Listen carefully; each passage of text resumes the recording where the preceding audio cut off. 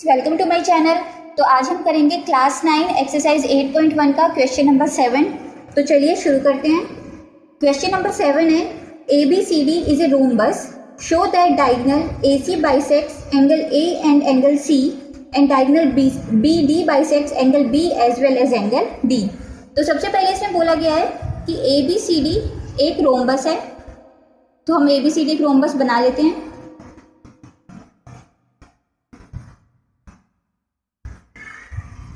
तो हमें ये बोला गया है कि हमें ये शो करना है कि जो डायगोनल AC है वो एंगल A और एंगल C को बाइसेक्ट करता है और डायगोनल BD एंगल B और एंगल D को बाइसेक्ट करता है। तो सबसे पहले हम एक डायगोनल AC के लिए वर्क करेंगे। तो हम मान लेते हैं ये एंगल 1 है और ये एंगल 2 है। इस एंगल को हमने एंगल 3 माना और इसे माना हमने एंगल 4। तो आप देखिए इन ट्रायंगल ABC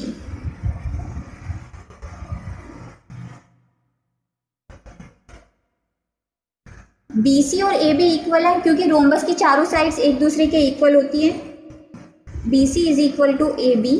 आप रीजन लिखेंगे sides of a rhombus are equal to each other.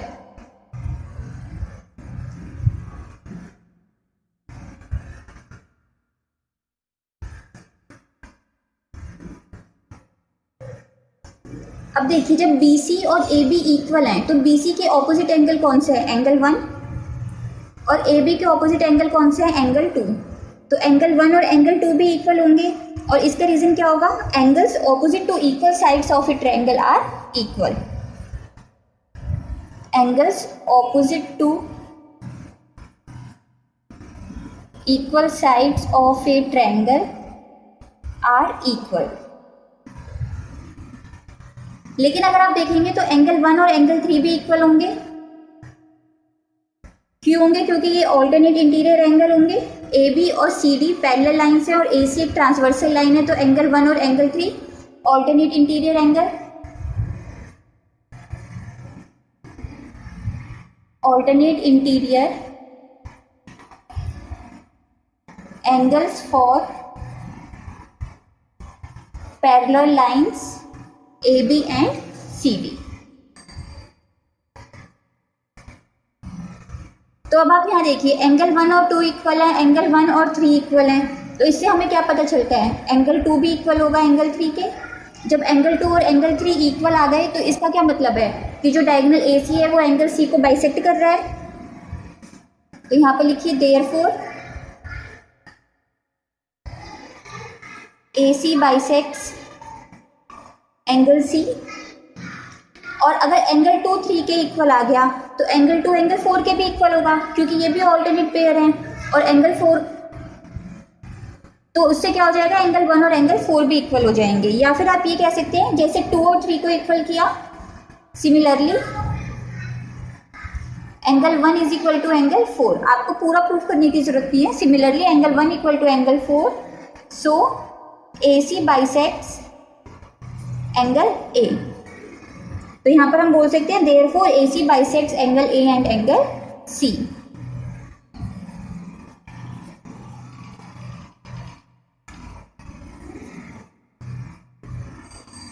तो हमसे दोनों के लिए पूछा था, अभी हमने AC डायगोनल के लिए प्रूफ किया है, अब हम सेम BD के लिए भी प्रूफ करेंगे।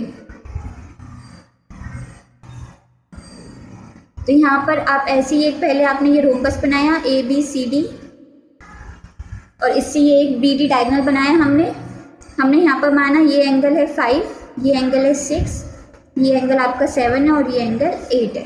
तो अब आप देखिए इन ट्रायंगल BDC, BC और CD इक्वल होंगे क्योंकि जो साइड्स होती है रोम्बस की वो इक्वल होती है। यहाँ लिख लीजिए आप sides of a rhombus are equal to each other. अब BC के ऑपोजिट एंगल क्या है? एंगल 6।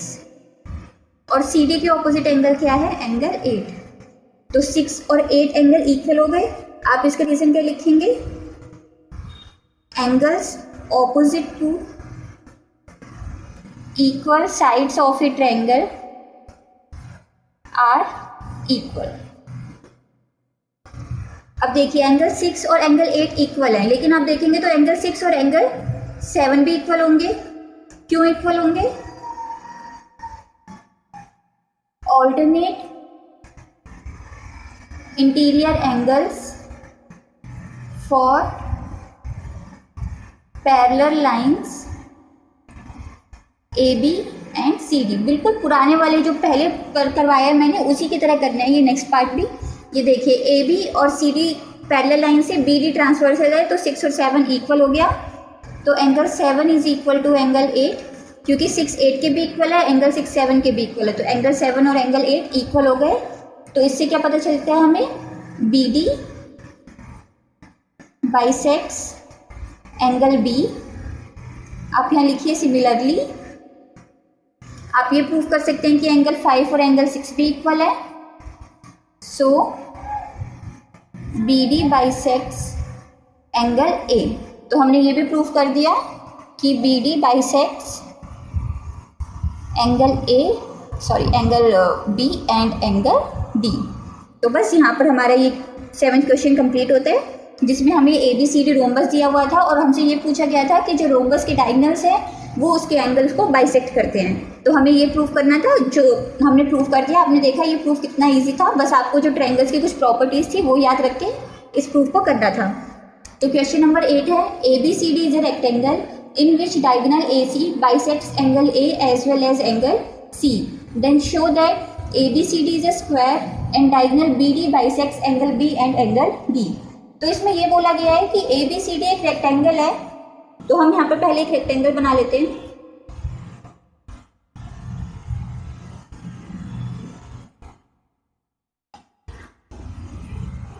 और इसमें ये बोला गया है कि जो इसका डायगोनल ए सी है वो एंगल ए और एंगल सी को बाइसेक्ट करता है। तो हमें ये प्रूफ करना है कि ए बी सी डी एक स्क्वायर है। तो बच्चों इसके लिए ना आपको जैसे इस टाइप के क्वेश्चन करने के लिए आपको सबसे पहले रेक्टेंगल की, स्क्वायर की या रोम्बस की सारी प्रॉपर्टीज़ पता होनी चाहिए। जब आपको उनकी प्रॉपर्टीज़ पता होंगी कि स्क्वायर की क्या प्रॉपर्टीज़ होती हैं, उसके डायगोनल कैसे बाइसेक्ट करते हैं, उसके डायगोनल जो वर्टेक्स एंगल है उसको कैसे बाइसेक्ट करते हैं, जब आपको ये सारी प्रॉपर्टीज़ पता होंगी तो आपको पता चल जाएगा अगर कि रेक्टेंगल जो है उसके डायगोनल्स कभी भी जो एंगल है उसको बाइसेक्ट नहीं करते। अगर इसमें ये बोल दिया गया है कि ये एंगल को बाइसेक्ट कर रहा है इसका डायगोनल, दैट मीन्स ये स्क्वायर ही है। बस हमें ये बोला गया है कि ये रेक्टेंगल है और हमें इसको स्क्वायर प्रूफ करना है। तो अगर आपको प्रॉपर्टीज़ पढ़नी है सारे क्वाड्रिलेटरल्स की, तो उसके लिए मैंने एक अलग से सीरीज़ बना के अपने यूट्यूब चैनल पर डाली हुई है। आप ये एक्सरसाइज करने से पहले वो सारी वीडियोस देख लीजिए, ताकि आपको इन क्वेश्चंस को करने में हेल्प मिलेगी और आपको इन सबकी सारी प्रॉपर्टीज़ याद होंगी। तो आपको बहुत जल्दी, अगर आपको इन सबकी प्रॉपर्टीज़ याद होंगी तो आप इन क्वेश्चन को बहुत ईजिली सॉल्व कर पाएंगे। तो चलिए अब हम शुरू करते हैं। तो देखिए जैसे इसमें बोला गया है कि ए सी बाइसेक्ट कर रहा है एंगल ए और एंगल सी को। तो अगर रेक्टेंगल भी है तो उसमें हमें पता है कि एंगल ए और एंगल सी इक्वल होंगे। तो half of angle A is equal to half of angle C. अगर हम इनका हाफ कर दें तो भी फर्क नहीं पड़ता। तो हाफ ऑफ एंगल ए क्या हो जाएगा? एंगल डी ए सी। ये भी तो एंगल ए का हाफ है। और हाफ ऑफ एंगल सी क्या होगा? Angle D C A. क्योंकि इसमें रीजन क्या है? A C bisects angle A and angle C. तो हम ये एंगल ले या ये एंगल ले कोई फर्क नहीं पड़ता, लेकिन हमें एक ट्रायंगल को ही चूज करके उसी में एंगल लेके इसे सॉल्व करना है। अब आप देखिए एंगल डी ए सी के ऑपोजिट साइड कौन सी है? D C. Angle D C A के ऑपोजिट साइड कौन सी है? इस एंगल के ऑपोजिट साइड है डी ए। तो D C is equal to D A हो गया। रीजन क्या लिखेंगे? Sides opposite to equal angles are equal. लेकिन रेक्टेंगल में हमें पता है कि जो इसकी ऑपोजिट साइड्स होती हैं वो इक्वल होती हैं। तो हम ये बोल सकते हैं कि जो डी सी है वो ए बी के इक्वल होगा। तो अब देखिए डी सी डी ए के भी इक्वल है, डी सी ए बी के भी इक्वल है।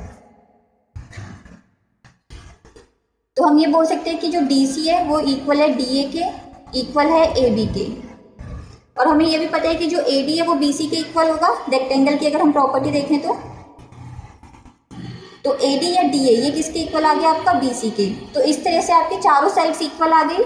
और स्क्वायर में क्या होता है आपकी चारों साइड्स इक्वल होती हैं, तो आप ये बोल सकते हैं A B C D is a rectangle but all its sides are equal so it is a square. यहाँ लिखिए A B C D is a rectangle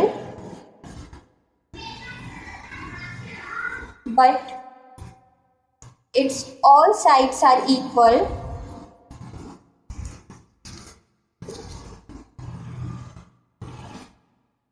so it is a square. तो यहाँ हमारा फर्स्ट पार्ट कंप्लीट होता है। अब हमारा second part था, हमें ये प्रूव करना है कि जो डायगोनल बी डी है वो भी एंगल बी और डी को बाइसेक्ट कर रहा है। तो देखिए जब हमें पहले गिवन था तो उसमें ये था कि जो डायगोनल ए सी है वो एंगल ए और सी को बाइसेक्ट कर रहे हैं। तो अगर एक डायगोनल बाइसेक्ट कर रहा है तो वो तो ऑब्वियस सी बात है कि दूसरा डायगोनल भी बाइसेक्ट करेगा, पर हमें बस उसे प्रूव करके दिखाना है। ये देखिए यहाँ मैंने बी डी डायगोनल बना दिया। अब आप देखिए ट्रायंगल बी सी डी में बी सी और सी डी इक्वल है, क्योंकि अब ये स्क्वायर है, हम प्रूव कर चुके हैं। तो यहाँ लिख देंगे आप sides of a square are equal to each other.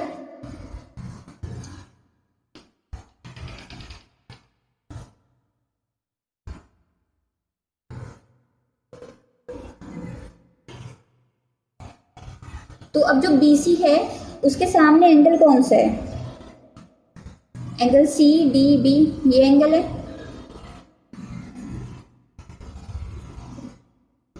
और जो साइड डी सी है उसके ऑपोजिट एंगल कौन सा है, एंगल डी बी सी। तो ये दोनों एंगल भी इक्वल हो गए। आप ये बोल सकते हैं angles opposite to equal sides are equal.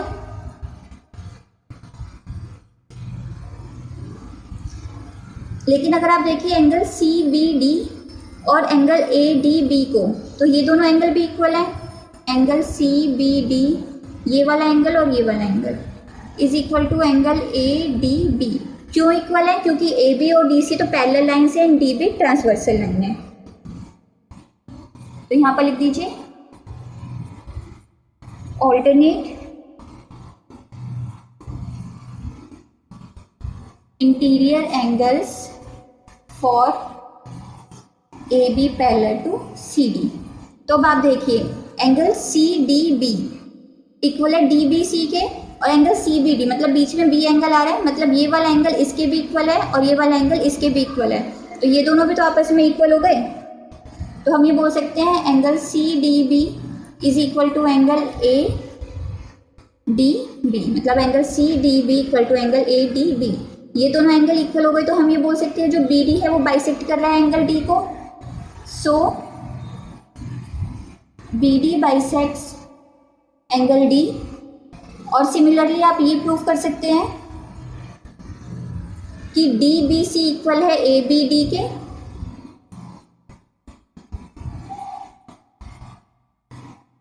तो यहाँ से ये भी बोल सकते हैं कि B D bisects angle B. तो हम ये बोल सकते हैं B D bisects angle B as well as angle D. तो बस यहाँ पर ही हमारा क्वेश्चन नंबर 8 भी कंप्लीट होता है। अब हम क्वेश्चन नंबर 9 नेक्स्ट वीडियो में करेंगे। तब तक के लिए आप इस वीडियो को देखें, समझें और प्रैक्टिस करें। और अगर आपको कोई भी प्रॉब्लम है तो आप हमें कमेंट सेक्शन में कमेंट करके बता सकते हैं। Thank you.